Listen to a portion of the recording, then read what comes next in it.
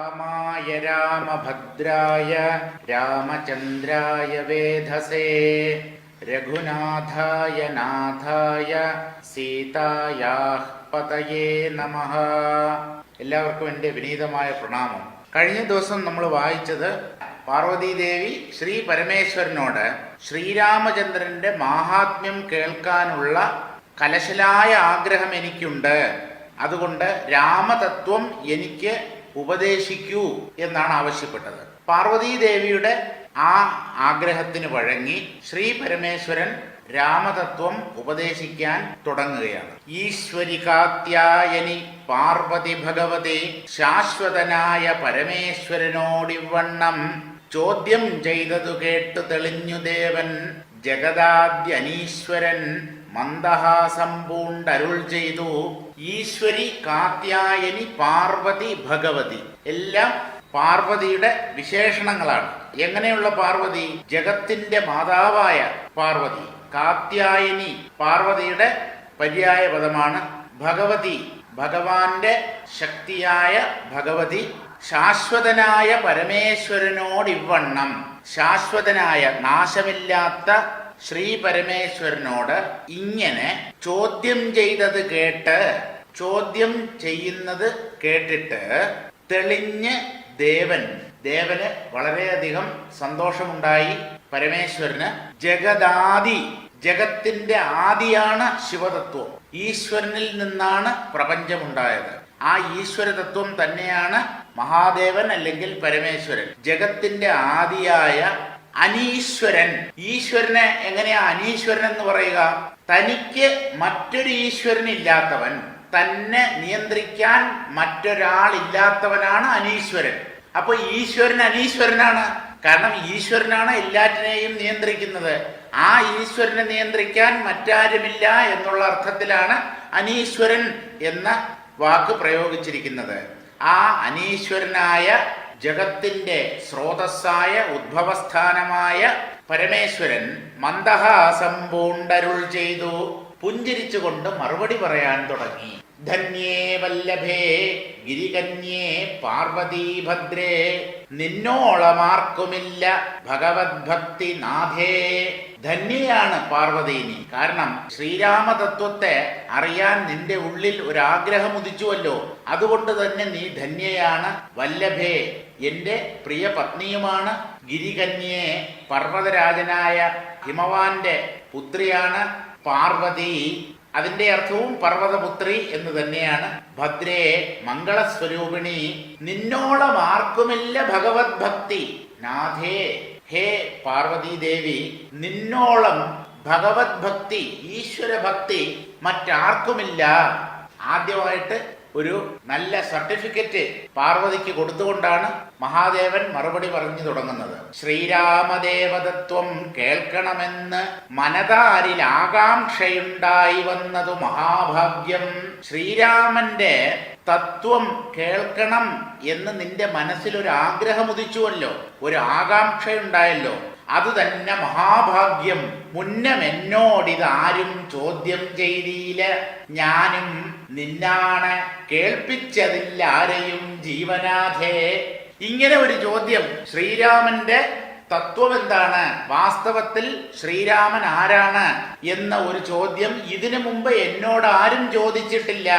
ഞാനും നിന്നാണ് കേൾപ്പിച്ചതില്ലാരെയും. ഹേ ജീവനാഥേ, എനിക്ക് വളരെ പ്രിയപ്പെട്ടവളാണ് നീ, എന്റെ ജീവന്റെ ജീവനാണ് നീ. ആരും എന്നോട് ചോദിക്കാത്തത് കൊണ്ട് ഞാനും നിന്നാണ്. നമ്മൾ ആണയിടാറില്ലേ, നിന്നാണ്, എന്നാണ്, അമ്മയാണ്, അച്ഛനാണ് എന്നൊക്കെ ആണയിടുന്നത് പോലെ സത്യം ചെയ്തു പറയുകയാണ്. നിന്നാണ് ഈ രാമതത്വം ഇതിനു മുമ്പ് ഞാൻ ആരെയും കേൾപ്പിച്ചിട്ടില്ല.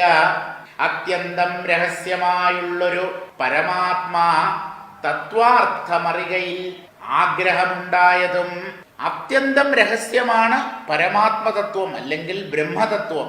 ആ പരമാർത്ഥ തത്വം അല്ലെങ്കിൽ ആ ബ്രഹ്മതത്വത്തെ, പരമാത്മതത്വത്തെ ശരിക്കും മനസ്സിലാക്കാനുള്ള ആഗ്രഹമുണ്ടാവുന്നത് തന്നെ ശുഭസൂചകമാണ്.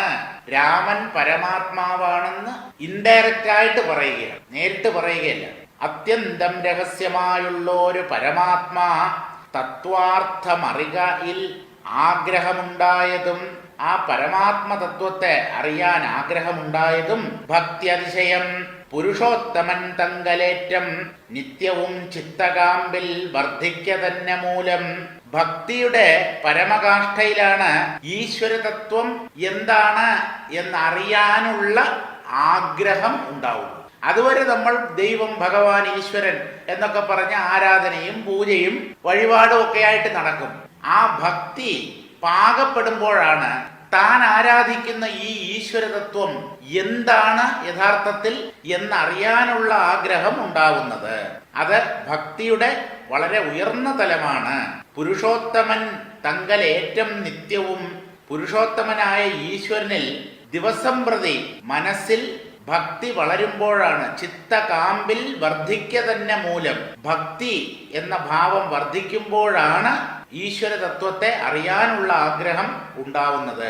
ശ്രീരാമപാദാംബുജം വന്ദിച്ച് സംക്ഷേപിച്ച് സാരമായുള്ള തത്വം ചൊല്ലുവൻ കേട്ടാലും നീ. ശ്രീരാമന്റെ പാദകമലങ്ങളെ വന്ദിച്ചിട്ട് ചുരുക്കി, മുഴുവൻ രാമായണം ചൊല്ലാനുള്ള സമയമൊന്നുമില്ല. അതുകൊണ്ട് രാമായണത്തെ സംക്ഷേപമായി സാരമായുള്ള തത്വം, അതിൻ്റെ എസൻസ്, അതിൻ്റെ സാരസർവസ്വമായിട്ടുള്ള തത്വത്തെ ചൊല്ലുവൻ ഞാൻ പറയാം കേട്ടാലും നീ കേട്ടുകൊള്ളുക. ആരാണ് രാമൻ? സാക്ഷാത് പരമേശ്വരൻ തന്നെ പറയുകയാണ്. ശ്രീരാമൻ പരമാത്മാ പരമാനന്ദമൂർത്തി, പുരുഷൻ പ്രകൃതിതൻ കാരണൻ, ഏകൻ പരൻ പുരുഷോത്തമൻ, ദേവൻ അനന്തൻ ആദിനാഥൻ, ഗുരുകാരുണ്യമൂർത്തി, പരമൻ പരബ്രഹ്മം, ജഗദുദ്ഭവസ്ഥിതി പ്രളയകർത്താവായ ഭഗവാൻ, വിരിഞ്ച നാരായണ ശിവാത്മകൻ, അദ്വയൻ ആദ്യൻ അജൻ അവ്യയൻ ആത്മാരാമൻ, തത്വാത്മാ സച്ചിന്മയൻ സകലാത്മകൻ ഈശൻ, മാനുഷനെന്ന് കൽപ്പിച്ചിടുവോരജ്ഞാനികൾ. രാമതത്വം എന്താണ് എന്ന് ആകാശത്തിൽ നിന്നും മഴ പൊഴിയുന്നത് പോലെ ആ പരമാത്മ തത്വത്തെ വെളിപ്പെടുത്തുകയാണ് മഹാദേവൻ. എന്താ പറയുന്നത്? ശ്രീരാമൻ പരമാത്മാ. ഈ ശ്രീരാമനായി അവതരിച്ചിരിക്കുന്നത് പരമാത്മാവ് തന്നെയാണ്. ശ്രീരാമൻ പ്രതിനിധാനം ചെയ്യുന്ന തത്വം പരമാത്മ തത്വമാണ്. പരമാനന്ദമൂർത്തി, ഈ പരമാത്മാവാകട്ടെ ആനന്ദസ്വരൂപനാണ്. പുരുഷൻ, എല്ലാ ശരീരങ്ങളിലും ശയിക്കുന്നവൻ, പുരങ്ങളിൽ ശയിക്കുന്നവൻ. പുരം എന്ന് പറഞ്ഞാൽ ശരീരം എന്നർത്ഥം, പട്ടണം എന്നൊരർത്ഥമുണ്ട്. ഇവിടെ പുരങ്ങളിൽ ശയിക്കുന്നവൻ, സകല ജീവജാലങ്ങളുടെയും ശരീരത്തിനകത്ത് ചൈതന്യമായി കുടികൊള്ളുന്നവനാണ് പുരുഷൻ. പ്രകൃതിതൻ കാരണൻ, പ്രകൃതിയുടെയും കാരണമാണ് പുരുഷൻ. പുരുഷനിൽ നിന്നാണ് പ്രകൃതി ഉദ്ഭവിക്കുന്നത്. പ്രകൃതിയാണ് പ്രപഞ്ചത്തെ ഉണ്ടാക്കി കാണിക്കുന്നത്. ഏകൻ പരൻ, അദ്ദേഹം ഒരുവനാണ്, ശ്രേഷ്ഠനാണ്, പരമാത്മാവാണ്.